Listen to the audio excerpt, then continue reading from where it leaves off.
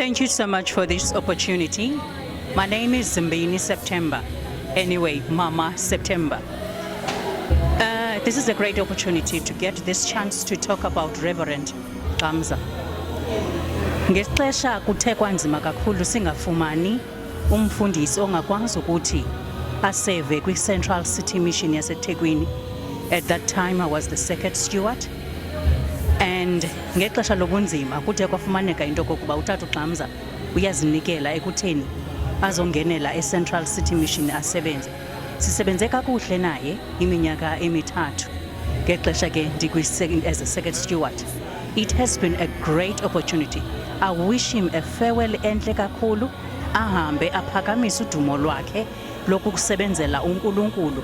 Asebenze nakwindawo asaya kuzo ngothando ebenalo kubantu bonke engenamkhethe ebathanda bonke abantu besekethe yakhe.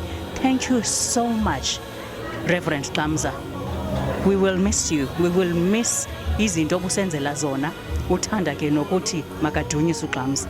Makadunyiswe ke nalapha yakhona inkosi. Ngiyabonga ukuthola leli thuba. Ngisebenze kakhulu noTata uGxamza. Kuphela ngisho amagama ngendlela angincede ngayo empilweni yami. Ngicela nala aso aya khona ongathi angahlala kahle asebenze kahle. Makadunyiswe uGxamza. I see that there is a brother here, Jali.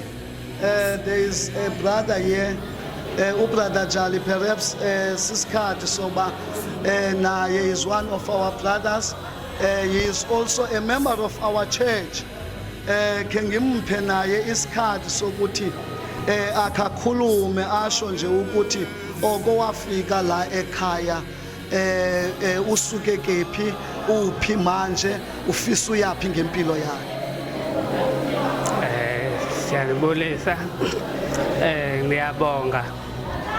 Oko ngafika la ekhaya bengifika ngingumuntu ongathatha intweni ngafikela ekhaya lizonaka ngafika manje ngangumuntu nami sendizibona ongathi ningumuntu ngoku ngiyakwazi ukugqoka into engiyithandayo ngiyakwazi uku-afforda izinto eziningi ebengade ngazi-afforda.